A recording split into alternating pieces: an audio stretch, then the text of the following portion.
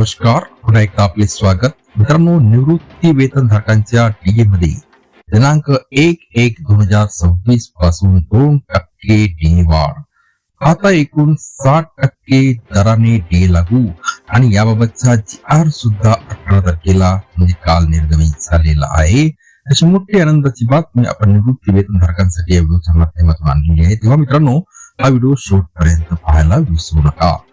तर निवृत्ती वेतनधारकांच्या डीए मध्ये दिनांक 1 जानेवारी 2026 पासून 2% डीए वाढ लागू करण्यासंदर्भात सामान्य प्रशासन विभागामार्फत 18/5/2026 रोजी निर्णय निर्गमित करण्यात आलेला आहे.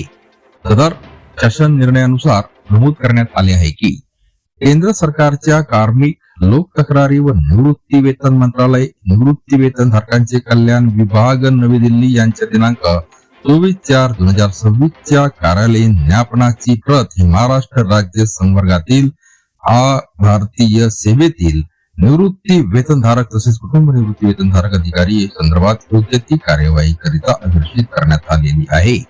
तसेच केंद्र शासनाच्या कार्मिक, लोक तक्रारी व निवृत्ती वेतन मंत्रालयाच्या सदर नमूद कार्यालयीन ज्ञापनानुसार दिनांक 1/1/2026 पासून लागू करण्यात आलेली 2% डीए, महागाई भत्त्यामधील दर वाढ व ज्ञापनामध्ये नमूद इतर तरतुदी महाराष्ट्र संवर्गातील भारतीय सेवेतील निवृत्ती वेतनधारकांना तसेच कुटुंब निवृत्ती वेतनधारकांना लागू राहणार आहे. तसेच त्यानुसार महाराष्ट्र राज्य संवर्गातील अखिल भारतीय सेवेतील निवृत्ती वेतनधारकांना तसेच कुटुंब निवृत्ती वेतनधारकांना दिनांक 1/1/2026 पासून 60% दराने डीए अनुदान राहणार आहे. आणि याबाबतचा इथं आपण शासन निर्णय सुद्धा दाखवत आहोत.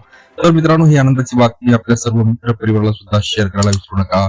चॅनलला आपण अजून सबस्क्राईब केला नसेल तर नवीन अपडेट मिळवण्याकरता आपल्या चॅनलला सबस्क्राईब करून टाका, व्हिडिओला लाईक करा आणि ही मोठी बातमी आपल्या मित्र परिवाराला सुद्धा शेअर करायला विसरू नका. धन्यवाद.